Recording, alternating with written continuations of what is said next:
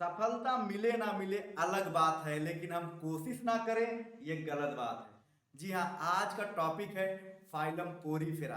देखिए, कोई भी फाइलम पढ़ने से पहले आप उनके क्लासिफिकेशन को रिमेंबर कीजिए और क्लासिफिकेशन के हिसाब से पढ़ते हुए चलिए। जैसे अरेंजमेंट ऑफ सेल हो गया, symmetry, coelom, digestion, respiration, circulation, reproduction, जैसे इन सभी के बेसिस पे अगर आप पढ़ेंगे तो चैप्टर 70% क्लियर हो जाएगा और जो बचेगा उसे हम स्पेशल पॉइंट में पढ़ लेंगे। तो देखिए, फाइलम पोरीफेरा।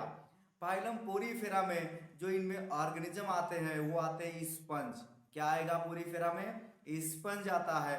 और ये जनरली मैराइन होंगे और इनमें सिमेट्री नहीं पाई जाती, इसीलिए क्या बोलोगे?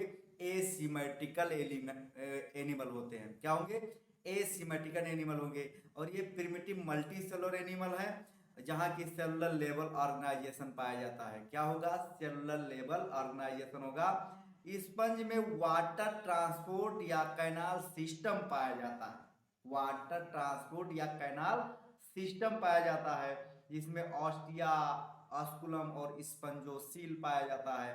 देखिए, यहाँ पे क्या होगा कि जो वाटर है, वाटर एंट्री करेगा ऑस्टिया में, ऑस्टिया से जाएगा स्पंजोसील में, स्पंजोसील में, और स्पंजोसील से जो है ये मूव करके जाएगा ऑस्कुलम में। किसमें?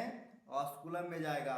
तो वाटर फिर क्या जो हो जाएगा, ऑस्कुलम से होते हुए बाहर निकल जाएगा, यानी आउट हो जाएगा। और यहाँ पे क्या हुआ? इन, ऑस्टिया में इन करता है और ऑस्कुलम से बाहर निकल जाता है। तो कभी कभी इसका कैनाल सिस्टम भी पूछ लिया जाता है, तो अगर होगा तो आप इसे लगा के आएंगे आंसर सही। देखिए, जो वाटर का पाथवे है ना, इस वाटर के पाथवे में क्या होगा, यहाँ पे जितने भी माइक्रो ऑर्गेनिज्म पाए जाएंगे उन्हें फूड के रूप में यूज कर लेगा और उसी वाटर कैनाल सिस्टम में रिस्पिरेशन उसी के सहारे पे करेगा और गैसियस एक्सचेंज करेगा, यानी कि जो वेस्ट होगा बॉडी का वो भी रिमूव कर देगा। यानी कि नदी बह रही है, उसमें आपको जो डालना है जो डालो, अच्छी चीजें हैं वो एब्जॉर्ब कर लो, ले लो। ठीक है। यहाँ पे सबसे इंपॉर्टेंट बात, कोइनोसाइट सेल।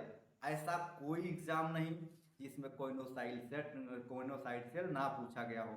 कोइनोसाइट सेल इसका कैरेक्टरिस्टिक फीचर है और आप सारा चैप्टर भूल जाओ, सॉरी सारा फाइलम भूल जाओ, लेकिन कोइनोसाइट सेल नहीं भूलना। कोइनोसाइट सेल को फ्लैजिलेटेड सेल या फिर कॉलर सेल कहते हैं और ये स्पंजोसील में चारों तरफ से लगी हुई पाई जाती है और ऑस्कुलम में भी लगा हुआ पाया जाता है। ठीक है। यहाँ पे डाइजेशन इंट्रासेलुलर होता है, यानी कि किसी सेल के अंदर ही डाइजेशन हो जाता है। ठीक है। उसके लिए कोई स्पेशल ऑर्गन नहीं पाया गया और इनकी बॉडी जो है सपोर्ट करती है, इनमें स्केलेटन बना होता है, जिसे क्या बोलोगे? स्केलेटन बना होता है स्पिक्यूल या स्पंजीन फाइबर से। किससे बना होगा? स्पंजीन फाइबर से बना होगा। और इनमें सेक्स सेपरेट नहीं होता। सेक्स क्या है? सेपरेट नहीं होता है, यानी कि मेल फीमेल रिप्रोडक्टिव ऑर्गन एक ही बॉडी में होते हैं। इसे हर्माफ्रोडाइट कहते हैं या फिर मोनोइसियस बोलेंगे। क्या बोलोगे? मोनोइसियस बोलेंगे। यहाँ पे यग और स्पर्म ये प्रोड्यूस होते हैं सेम इंडिविजुअल में। ठीक है। उसके बाद देखिए, स्पर्म में जो रिप्रोडक्शन है एसेक्सुअल होगा। एसेक्सुअल कैसे होता है भाई? Asexual fragmentation. ठीक है। और जो सेक्सुअल है वो सेक्सुअल गैमीट फॉर्मेशन करके करेगा। देखिए, फ्रेगमेंटेशन क्या होता है? देखिए, फर्मेंटेशन और फ्रेगमेंटेशन दोनों अलग अलग चीज है। फर्मेंटेशन हम एल्कोहल बनाने के लिए वहां पे फ्रूट का फर्मेंटेशन कराते हैं, लेकिन यहाँ फ्रेगमेंटेशन है। अगर किसी स्पंज को हम यहाँ जमीन पे छोड़ दें और कई टुकड़ों में बढ़ जाए और सारे टुकड़े से एक नया स्पंज तैयार हो जाए तो उसे क्या बोलोगे? उसे बोलेंगे फ्रेगमेंटेशन। ए सेक्सुअल रिप्रोडक्शन है। और इसके बाद बात करेंगे सेक्सुअल रिप्रोडक्शन। तो सेक्सुअल रिप्रोडक्शन में गैमीट फॉर्मेशन होता है।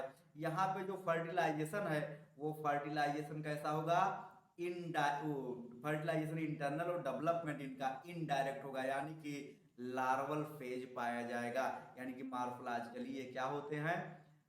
चेंज होते हैं। एडल्ट में जब कन्वर्ट होते हैं उस टाइम पे इनडायरेक्ट मतलब लार्वा पाया गया। और लार्वा पोरीफेरा में पाया जाता है जिसे कहते हैं एम्फीब्लास्टुला लार्वा। कौन सा लार्वा होगा? एम्फीब्लास्टल लार्वा होगा। आइए आगे चलते हैं। देखिए, इनका एग्जाम्पल है जो एनसीईआरटी में वो आपको याद करना पड़ेगा। और बहुत ही इंपॉर्टेंट एग्जाम्पल है। सबसे पहले बात करेंगे, देखिए यहाँ पे साइकान को स्काइफा कहते हैं, ठीक है। स्पंजिला फ्रेश वाटर स्पंज है, यू स्पंजिया बॉथ स्पंज है, क्या बोलोगे, यू स्पंजिया बॉथ स्पंज है। और स्पंजिला फ्रेश वाटर स्पंज है। यूप्लेक्टेला होता है एक वीनस फ्लावर बास्केट कहते हैं। क्लेवना होता है जिसे बोरिंग स्पंज कहते हैं। सो गाइस वीडियो कैसा लगा, अगर अच्छा लगा हो तो लाइक जरूर कीजिए और सब्सक्राइब करना बिल्कुल मत भूलिए। Thank you so much.